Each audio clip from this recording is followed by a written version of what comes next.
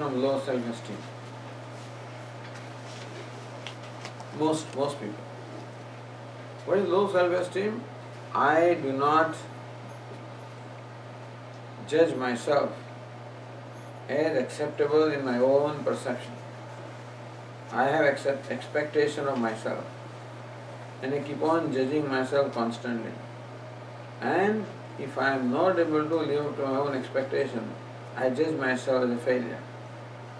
It is not the world. Before the world judges me as a failure, even a failure is not a problem, that I am a failure is a problem.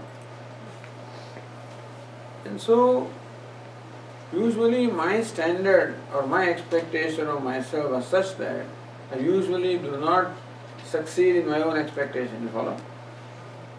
If I am getting 90% marks and my expectation is that this fellow got 95, I should also get 95. If I get 95 and number 1, I am number 1 already in my class, not in the whole school. Number 1 in the whole school, did not get a rank in the board. Got rank in the board, I did not. Like that, regardless of what I get, there's always something that I find that is inadequate. It's a constant sense of inadequacy. Inadequacy means not being adequate, not being acceptable.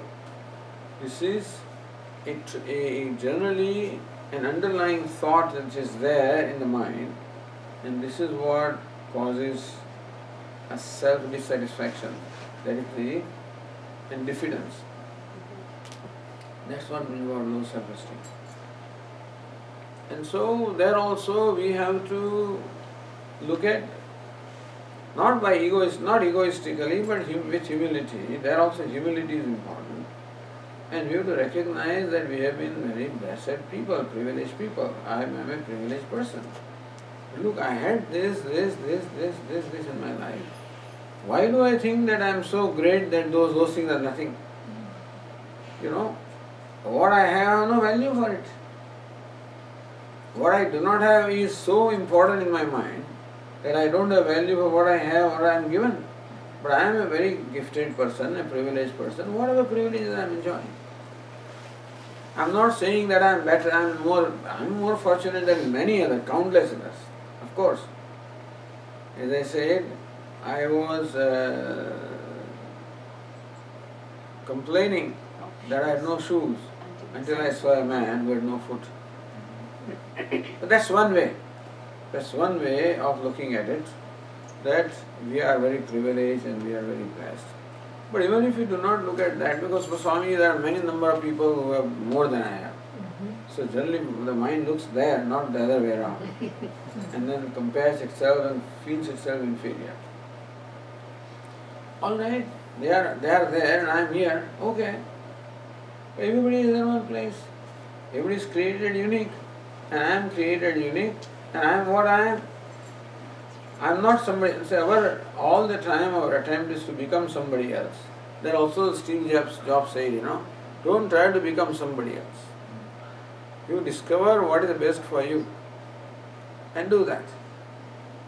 So, if I go to work and I am not happy, if this happens again and again, I know that I have to change something. So love what you do. Answer is, if you love what you do, you will feel good about yourself. Love what you have and love what you do.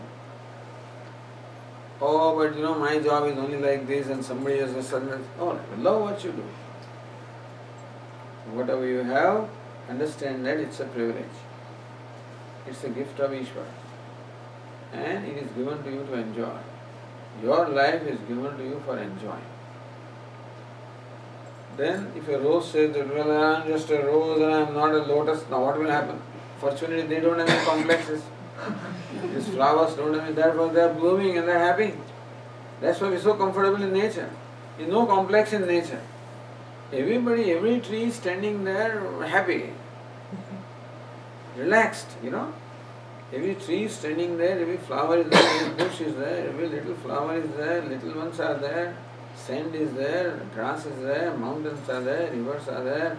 All are relaxed, free from this complex. So our Swamiji says that, look, when flowers are blooming in the forest, they don't send an invitation letter. And please come. And now I am fragrant. Please come and enjoy my. No, they are happy being what they are, where they are, and then they are blooming. But I need always an exposure. I need visibility. I need other people to approve of me. A strong need of getting approval by others is because we don't approve of ourselves. So self-acceptance.